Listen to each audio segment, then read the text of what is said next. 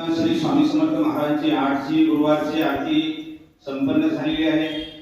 आरती म्हणजे आर्ततेने परमेश्वराला केलेली विनवणी असते, विनंती असते। आरतीच्या माध्यमातून आपण एक श्रद्धायुक्त अंतःकरणाने महाराजांना विनंती करत असतो की आपल्या जीवनात जे काही उणीव असेल, काही दुःख असतील ते ह्या सोडवायचे महाराजांना आपण आरतीच्या माध्यमातून विनंती करत असतो। तर आरतीमध्ये आपण टाळ्या का वाजवत नाही, तर विशेषतः आरतीचा जो भाव आहे, आरतीचा प्रत्येक शब्द आहे तो आपल्या हृदयापर्यंत पोहोचला पाहिजे। एक आपल्याला हृदयापर्यंत ती जाणीव झाली पाहिजे आणि आरतीच्या प्रत्येक वाक्यामध्ये अतिशय सुंदर असा अर्थ दडलेला आहे। बघा, बोल उठील मी कवन कार्य मम जरी कैसा राहू करी मजा ऐसा निर्भय निश्चल समसकला पाहू। या वाक्याचा अर्थ आहे की मी कुठून आलेलो आहे, मी कोण आहे, माझ्या या जगात काय कार्य आहे हे मला समजत नाही, आपण तुम्ही सांगा। आणि माझ्या जीवनामध्ये मला सर्वांना सारखं पाहण्याची दृष्टी दे। कुणी गरीब असेल, श्रीमंत असेल, उच्च असेल, नीच असेल, सर्वांना सारखं प्रेम करण्याची किंवा सर्वांना सारखं पाहण्याची दृष्टी दे, असं ते असं प्रत्येक आरतीच्या वाक्यामध्ये एक गहन अर्थ भरलेला असतो। त्यामुळं आरतीच्या माध्यमातून आपल्याला बरंच काही मिळत असतं।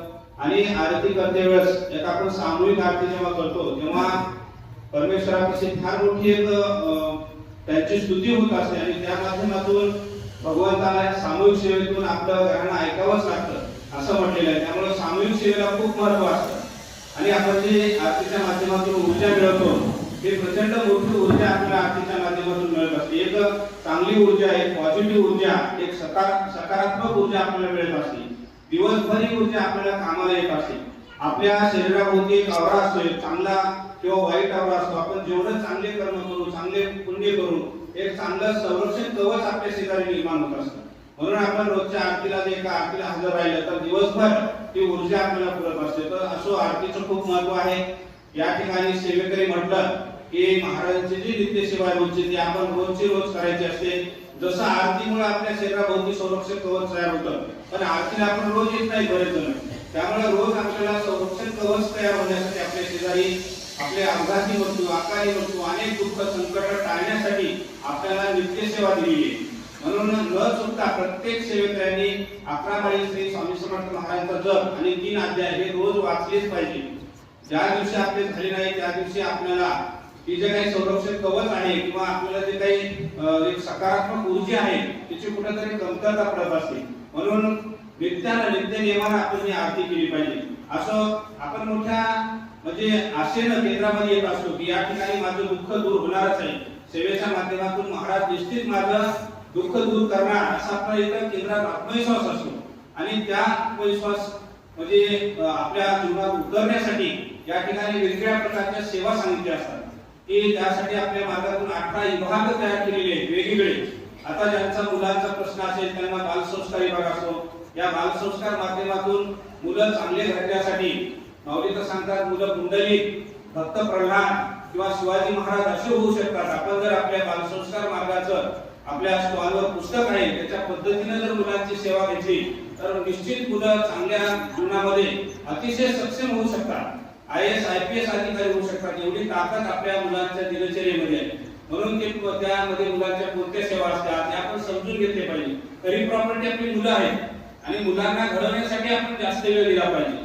मुलांच्या रोजच्या सेवेमध्ये अतिशय 5 मिनिटाच्या सेवा आहेत।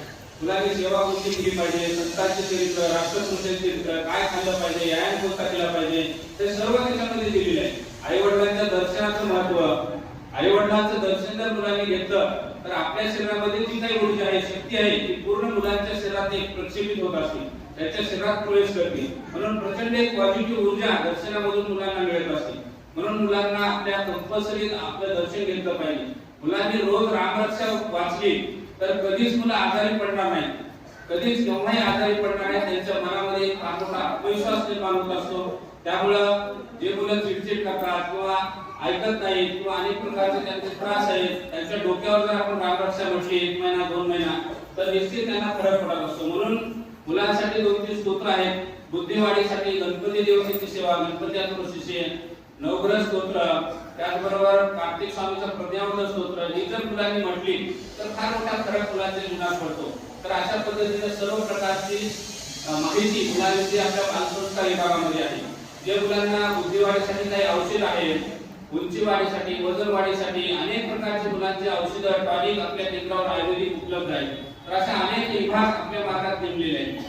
जसं यांत्रिक विभाग आहे, त्याच्यामध्ये देवघर व्यवहार कसा असावा, देव किती असावे, कोणते असावे, आपल्या घरामध्ये एकाच देवाच्या दोन मूर्ती नसू नये, किंवा फोटो कोणते असावे, कोणते असू नये, पूजा सुंदेचा गणपती चालत नाही, महाराजांचा फोटो आणि भगवतीचा फोटो हे दोन फोटो, त्याच्यानंतर टाकं कोणते असायचं संपूर्ण मार्गदर्शन आपल्या मार्गामध्ये. पण इथं जर विचारलं गुरुवारी तर सर्व सांगतात तुमच्या घरात कोणते, एक यादी करून आणायची आपण आपल्या देवाची, मग कोणते विसर्जन करायचे, कोणते ठेवायचे सर्व सांगतात. पूजा कशी करावी, षडोपचार पूजा काय, पंचोपचार पूजा काय, नवचंडी, वास्तुशांती, असं सर्व मार्गदर्शन या यांत्रिक विभागातून केलं जातं. आपल्याकडे तिसरा विभाग आहे वास्तुशास्त्र. आता बऱ्याच लोकांना वास्तूविषयी, आता मी बरेच घरं बघितले अत्यंत चुकीच्या वास्तू आहेत. नैऋत्येला गेट असणं, नैऋत्येला दरवाजा असणं हे अतिशय घातक आहे. ते म्हणजे 48 तासात बदलायला सांगत असतात. म्हणून दिशांचं महत्व, नैऋत्य दिशेला खड्डा असू नये, बोर असू नये, दरवाजा गेट असू नये, अतिशय अपघात किंवा अपमृत्यू अशा घटना घडतात. मग त्याच्या पर्यायी काय व्यवस्था, ईशान्येला आपलं संडास किंवा इतर म्हणजे घाण वस्तू किंवा जड वस्तू असू नये. ईशान्येमध्ये ईश्वर, आपण जर सूर्याकडे तोंड केलं तर डाव्या हाताची समोरची दिशा म्हणजे ईशान्य, त्या दिशेला ईश म्हणजे ईश्वर, देवाचं स्थान आहे, त्या ठिकाणी देवघर पाहिजे. चुकून जर आपलं देवघर नैऋत्येला असेल तर किती सेवा करा पूर्ण खड्ड्यात जाते. त्यामुळे थोडंसं वास्तुशास्त्र पण आपण समजून घेतलं पाहिजे. अग्नीला पाणी नको, अग्नी पाणीचं जमत नाही. अग्नीला पाणी असेल तर अनेक प्रकारचे भांडणं, आजारपण, मोठमोठे आजार, कॅन्सर सारखे आजार होतात. आपल्या माऊलीने मागच्या अनेक वर्षापासून सांगायले की किचनला काळा कलरचा कलर नको. किचनला जर काळा कलर असेल तर मोठमोठे गंभीर आजार म्हणजे कॅन्सर, शुगर, बीपी, अटॅक असे आजार येऊ शकतात. म्हणून साधा त्याला कलर मारायचा, पिवळा किंवा पांढरा आईस पेंट जर मारला तर तो दोष निघून जातो. असं साधं सोपं वास्तुशास्त्र आपल्या पुस्तकात पण दिलेलं आहे. आपण इथे विचारू शकता. आपण जर आपल्याला घराचा जर काही दाखवायचं असेल तर नकाशा करून इथं आणलं तर काय चुकीचं आहे, कलर मारायचा का, तांब्याची तार वापरायची का, पिरियड वापरायचा का, हे सगळे उपाय विना खर्ची 200-300 रुपयामध्ये सर्व उपाय होतात. म्हणून वास्तू जर खराब असेल किती सेवा करा तिथं गुण येत नाही. त्यामुळे वास्तू आपण पाहिली पाहिजे. त्याच्यानंतर आपल्याला प्रश्न उत्तर हा विभाग आहे. इथं दर गुरुवारी प्रश्न उत्तरला सेवेकरी बसतात. तर प्रश्न उत्तरच्या माध्यमातून आपली जी काही समस्या असेल, जे काही दुःख असेल त्याच्यावर लिहून 40 दिवसांची सेवा दिली जाते. बघा खूप सेवा आपल्या मार्गात सोप्या आहेत. फक्त एखाद्याला गुण येत नसेल तर आपली सेवा कमी पडते, हे लक्षात ठेवावं. एखाद्या कोणत्याही सेवेकऱ्याने कोणतीही सेवा जर 1.5 महिना किंवा 3 महिने 1 तास जर केली तर 100% अनुभव येतो. फक्त 8 एकच आहे, सेवा चालू असताना परांड खायचं नाही. कोणाचं अन्न, चहा, पाणी सेवेच्या काळात जर घेतलं तर ती सेवा आपली लागू पडत नाही. तर कोणतेही किती गंभीर संकट असू द्या 40 दिवसामध्ये 100% अनुभव येतो. म्हणून फक्त 1 तासाची कोणतीही सेवा करा. त्याच्यामध्ये स्वामी महाराजांचा जप आहे, 100 माळी केला तर 1 तास होतो. नवारण मंत्र 50 माळी केला 1 तास होतो. गायत्री मंत्र तुम्ही रोज 10 माळी करा. स्वामी चरित्र 108 पारायण करा. दुर्गा सप्तशती 108 पारायण करा किंवा 7 गुरुचरित्र करा, 9 नवनाथ करा किंवा छोटं नवनाथ करा 36. अशा अनेक सेवा आहेत. कोणती सेवा तुम्ही करू शकता, या सर्व कामासाठी लागू पडते. तर अशा अनेक सेवा ज्यांना घरामध्ये व्यसनाधीन आहे, कोणी दारूचे व्यसन करत असेल किंवा हट्टी स्वभाव असेल किंवा आजारी घरात गंभीर लोक असेल तर भगवान शंकराचा रुद्राभिषेक. आता महाशिवरात्री येते, माऊली दरवेळेस सांगतात 40 दिवस जर आपण रुद्राभिषेक केला मराठी किंवा संस्कृत वाचून किंवा ज्यांना लिहिता वाचता येत नाही त्यांनी महामृत्युंजय मंत्राचे एक माळ जप करून जे तर तीर्थ दिलं तर सुंटे वाचून फुकला जाईल. 100% व्यसनी माणूस हा शाकाहारी होतो. कोणतंही व्यसन असलं ते सुटतंय, आजार पण कमी होतो. एवढी ताकद रुद्राभिषेकामध्ये. आता आपण शिवरात्रीचं महत्व ऐकणारच आहोत. तर अशा अनेक सेवा. आता बऱ्याच जणांना पैसा टिकत नाही, गरीब कर्ज झालेला असतं किंवा पैसा आपल्याला अनेक कामं करायचे, घर बांधायचं, तर यासाठी सोपी सेवा सांगितलेली. घरचे घरी दर पौर्णिमेला सत्यनारायण करायचा आणि लक्ष्मी विष्णूचा मंत्र, लक्ष्मी गायचं 1 माळ, विष्णू गायचं 1 माळ, 40 दिवस जर आपण केला म्हणजे 100% त्या कर्जातून आपली मुक्तता होते. तर अशा अनेक सेवा आपल्याला या सेवा मार्गातून सांगितले भरपूर आहे. आता कालच माऊलीने कालच्या गुरुवारी हिंदुकामध्ये एक लक्षात ठेवा, माऊली खूप माहिती देत असतात ती सगळी आपल्या मोबाईलवर येत असते. युट्यूबवर दिंडोरी प्रणित जर तुम्ही युट्यूब चॅनल ओपन केलं तर रोज माऊली शनिवारी, गुरुवारी, रविवारी काय बोलतात ते आपल्या मोबाईलवर येते. म्हणून आपण सर्व ज्ञान हे आता आणि दुसरं म्हणजे हे मासिक, त्या मासिकामध्ये डिटेल माहिती असते. त्या मासिकामध्ये माऊली काय बोलले, आता महाशिवरात्रीची सेवा कशी करायची, आपल्या महत्वाचा आपला जन्म नक्षत्रावर ज्या झाला त्या नक्षत्रानुसार आपलं जीवन असतं. आपली उंची, लांबी, आपला चेहरा, आपण कसे आहोत, रागीट आहोत का स्वभाव चांगले, सर्व माहिती मासिका सध्या चालू आहे. दर महिन्याला नक्षत्राचं महत्व मालिकामध्ये येते. त्याचबरोबर मोरे दादांचं जीवनकार्य या मासिकात चालू आहे. गीता सर्वात चांगला ग्रंथ, या गीतेचं निरूपण या मासिकामध्ये चालू आहे सध्या. तर अनेक मासिकाचे फायदे मोबाईलवर तुम्ही ऐकू शकता.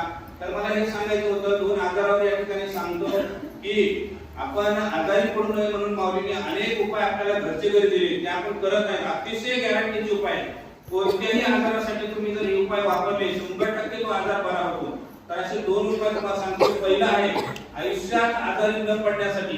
तुम्ही जर हा उपाय केला तर दोन्ही उपाय त्यासाठीच आहेत. म्हणजे आयुष्यात कोणताही आजार, सर्दी, खोकला, ताप, मोठे गंभीर आजार, कॅन्सर कोणताच होणार नाही आजार. तर सोपे पिठले महाराजांनी सांगितले. आपल्या मार्गाचे जे मूळ गुरु आहेत पिठले महाराज, त्यांनी सांगितले, माऊलींनी सांगितलं. तर त्याच्यामध्ये पहिला आहे की आवळा.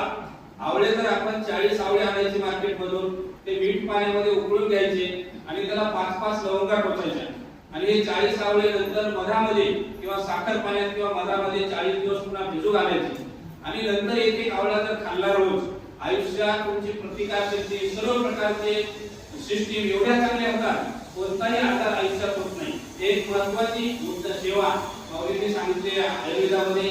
आणि दुसरा एक उपाय, आपल्याला सर्व आजार हे वात, पित्त आणि कफ याच्यामुळे होतात. आपली नाडी जी असते वाताची किंवा कोणाची पित्ताची किंवा कोणाची कफाची, त्याच्यापासून सगळे कॅन्सर, बीपी, शुगर, पित्त जर असेल तर कॅन्सर किंवा पुढे भविष्यामध्ये अल्सर, बीपी, शुगर हे पित्तामुळे अनेक आजार होतात. तर हे सर्व त्रिदोष पूर्ण वात, पित्त, कफ कधीच होऊ नये यासाठी एक उपाय सांगितलेला आहे. वाटलं आपण नंतर बोर्डावर घेऊ, थोडा मोठा त्याच्यामध्ये कंटेंट. 14 सागर गोटे, 14 मायफळ आणि 14 लसूण पाकळी आणि 1/2 किलो आवळा, 1/2 किलो आपलं ओवा, हे सर्व आपण पावडर करून रोज जर त्याच्या लिंबू रसामध्ये छोट्या छोट्या गोळ्या बनवून त्या जर सकाळ संध्याकाळ घेतल्या तर तुम्हाला आयुष्यात वात, पित्त, कफ कोणताही आजार होणार नाही किंवा भविष्यामध्ये इतर साधेसुधे पण आजार कोणते होणार नाही. ते दोन्ही उपाय पिठले महाराजांनी सांगितलेले. त्यामुळे अतिशय महत्वाचा आयुर्वेद